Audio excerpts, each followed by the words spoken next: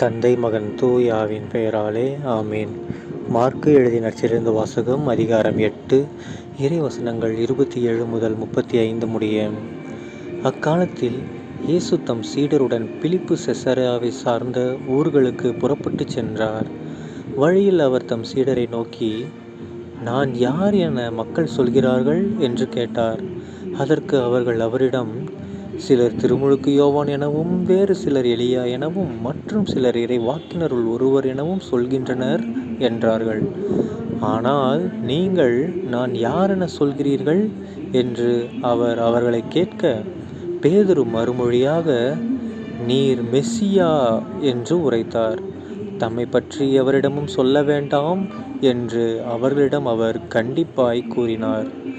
மானிட மகன் பலவாறு துன்பப்படவும், மூப்பர்கள், தலைமை குருக்கள், மறைநூல் அறிஞர்கள் ஆகியோரால் உதறி தள்ளப்பட்டு கொலை செய்யப்படவும், 3 நாள்களுக்கு பின் உயிர்த்தெழவும் வேண்டும் என்று இயேசு அவர்களுக்கு கற்பிக்கத் தொடங்கினார். இதையெல்லாம் அவர் வெளிப்படையாகவே சொன்னார்.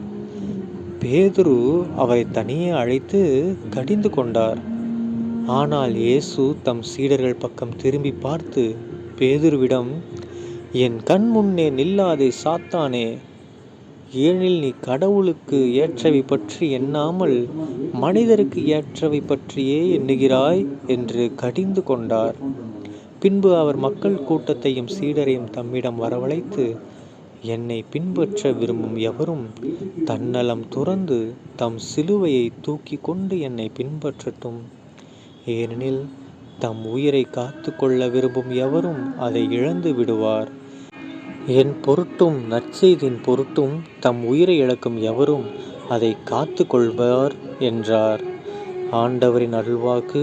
கிறிஸ்துவே உமக்கு புகழ். அன்பான சகோதர சகோதரிகளே, இன்று பொதுக்காலம் 24ஆம் வாரம் செப்டம்பர் 15ஆம் தேதி 2024ஆம் வருடம் ஞாயிற்றுக்கிழமை. இன்று நற்செய்தியில் பாரு, நம்ம இயேசு கிறிஸ்து ஆண்டவர் செம்மையான விஷயங்களை எடுத்துரைக்கிறார். என்ன சொல்கிறாரு? அவர் மக்களை, தன்னுடைய சீடர்களை பார்த்து கேட்குறாரு. ஏன்னா கொஞ்ச நாளைக்கு முன்னாடி தான் நற்செய்தி அறிவிக்க அனுப்புனார். அப்போ சீடர்கள்ட்ட கேட்குறாரு, எப்பா எல்லா இடத்துக்கும் போனீங்களே, மக்கள்லாம் என்னை பார்த்து என்னன்னு சொல்கிறாங்க, நான் யாருன்னு சொல்கிறாங்க அப்படின்னு கேட்குறாரு. ஏன்னா அவருக்கு ஒரு ரிப்போர்ட் வேணும்ல, எப்படி மக்கள்லாம் என்ன நினைக்கிறாங்கன்ட்டு. பட் இவருக்கு தெரியும், இருந்தாலும் சீடர்கள் வாயிலிருந்து வரணுங்கிறதுக்காக கேட்குறாரு. ஓகேங்களா? அப்படி கேட்கும்போது சீடர்கள் என்ன சொல்கிறாங்க, மக்கள் என்ன சொன்னாங்களாம், இவர் திருமுழுக்கு யோவான். ஏன்னா திருமுழுக்கு யோவானை கொலை பண்ணிட்டாங்க. அவர் அந்தளவுக்கு ஒரு மிகப்பெரிய ஆள், அவரே கொலை பண்ணிட்டாங்க. ஸோ திருமுழுக்கு யோவான்றாங்க, உயிரோட வந்துட்டாருன்றாங்க, செத்து போன எலியா வந்துட்டாருங்கிறாங்க, இல்லை இவர் ஏதோ ஒரு இறைவாக்கினரில் ஒரு ஆள் அப்படிங்கிறாங்க, அப்படின்ற மாதிரி சொல்கிறாங்கன்னு சொன்னார். சீடர்கள்லாம் சொன்னாங்க. அப்போ இயேசு கேட்குறாரு, அப்போ நீங்கள் நான் யாருன்னு சொல்கிறீங்களா அப்படின்னு கேட்குறாரு. அதுக்கு நம்ம சீடர் பேதுரு என்ன சொல்கிறாரு, எப்பா நீங்கள் தான்ப்பா மெசியா அப்படின்ட்டாரு. ஓகேங்களா? இதே கேள்வி தான் நம்மளை பார்த்து ஏசப்பா கேட்குறாரு. நீங்கள் சொல்லுங்கள், இப்போ ஒவ்வொருத்தரும் என்ன கடவுள் அவர் இவருன்னு சொல்கிறாங்க, நீங்கள் நான் யாருன்னு சொல்கிறீங்க சொல்லுங்கன்னு கேட்குறாரு. நீங்கள் என்ன பதில் சொல்லுவீங்க?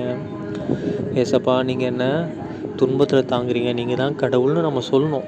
என்னுடைய துன்பத்தெல்லாம் நீங்கள் தாங்கி கொண்டீங்க, எனக்காக நீங்கள் பிறந்தீங்க, பூமியில் மனித உருவை ஏற்று எனக்காக பிறந்தீங்க, எனக்காக பாடுபட்டீங்க, எனக்காக இறந்தீங்க. ஓகேங்களா? அந்த மாதிரி நம்ம என்ன பண்ணோம், எனக்காக நீங்கள் மறுபடியும் உயிர்த்தெழுந்தீங்க, எனக்காக தூய ஆவியானவரை துணையாக கொடுத்தீங்க, எனக்காக நீங்கள் உமது தாயவே நம்ம எல்லாருக்கும், இந்த உலக மக்கள் அனைவருக்கும் தாயாக கொடுத்தீங்க அப்படின்னு சொல்லி நம்ம சொல்லணும். அதே மாதிரி என்னோடய இறுதி காலகட்டத்தில் நான் இறந்த பின்னாடி மோட்சத்துக்கு உங்களை வந்து சந்திப்பேன், நீங்கள் என்ன பாதுகாப்பீங்க, அப்படி இப்படி நம்ம சொல்லணும். மெசியா அப்படின்ற வார்த்தையில் இது எல்லாமே அடங்கும். ஓகே, அதே மாதிரி தான் நாமளும் நம்மளை பார்த்து ஏசப்பா கேட்குற, நான் யாருன்னு நீ நினைக்கிற, நீ ஒவ்வொரு டைம் வந்து நற்கரணை வாங்குறியே, வாங்கும்போது நான் இதுதான் நினச்சி வாங்குறியா, இல்லை சும்மா ஏதோ ஒரு கோதுமை மாவில் செய்யப்பட்ட ஒரு நன்மையை நினச்சி வாங்குறியா அப்படின்னு ஏசப்பா கேட்குறாரு. நம்ம என்ன சொல்லணும், நீர் மெசியா, நீர் கடவுள், நீர் உள்ளர வந்தால் என்னுடைய ஆன்மா தூய்மை அடையும் அப்படின்னு சொல்லி நம்ம வேண்டி சொல்லணும். ஓகேங்களா? அதை தான் ஏசப்பா எதிர்பார்க்குறாரு. ஸோ இன்றைக்கி நீங்கள் சர்ச்சில் நன்மை வாங்கும்போது கண்டிப்பாக எல்லோரும் என்ன சொல்லணும், ஏசப்பா இது வெறும் நன்மையில் உங்கள் திரு உடல், எனக்காக பாடுபட்ட உடல், என்னுடைய பாவத்தை மீட்க வந்த அந்த உடல் அப்படின்னு சொல்லி நம்ம என்ன பண்ணோம், உருக்கமாக ஜெபிக்க, ஏசப்பா நீங்கள் எனக்குள்ளார வரீங்க, உள்ளார என் கூட இல்லை, எனக்கு உள்ளார வரீங்க, என்னுடைய ஆன்மாவையும் உள்ளத்தையும் மனக்குழப்பங்களையும் எல்லாத்தையும் தூய்மைப்படுத்தணும்னு சொல்லி நம்ம வேண்டணும். நீர் ஒருவரால் மட்டுமே முடியும், நீங்கள் மட்டும்தான் முடியும் அப்படின்னு சொல்லி என்ன பண்ணிடணும், சரண்டர் ஆயிடணும் நம்ம. அப்படி சரண்டர் ஆனோம்னா தான் அவர் என்ன பண்ணுவார், நீ ஏன் ஆள், நான் உன்னை பார்த்துக்கிறேன் அப்படின்னு சொல்லிடுவார். ஓகேங்களா? இல்லை அப்படின்னா ஏதோ வேறு யாரோ ஏதோ இவங்களும் ஏதோ ஒரு இறைப்பவர் அப்படின்ற மாதிரி இருந்தீங்கன்னா வேஸ்ட்டு தான். ஓகேங்களா? ஸோ நற்கரை நிலையில் ஏசப்பா இறங்கி வந்தோன்னே நாம் என்ன பண்ணோம், அவரை பெற்றுக்கொள்ளும்போது முதல்ல தூய்மையான உள்ளத்தோடு பெற்றுக்கொள்ளணும். அப்படி பெற்றுக்கொள்ளும்போது நம்ம என்ன அந்த லைனில் நிற்பீங்க தெரியுமா, அப்படி லைனில் நிற்கும்போது ஏசப்பா எனக்குள்ளே வரப்போகிறாரு அப்படின்ற ஒரு நம்பிக்கையோடு நம்ம போய் நிற்கணும். கையில் வாங்குறது வெறும் நன்மை இல்லை, ஏசப்பா வாங்குகிறோம். ஓகேங்களா? தந்தை மகன் தூய ஆவியின் பெயராலே ஆமீன். இயேசுக்கே புகழ், இயேசுக்கே நன்றி, மரியே வாழ்க. இயேசுவின் ரத்தம் ஜெயம். அல்லேலூயா. Praise the Lord.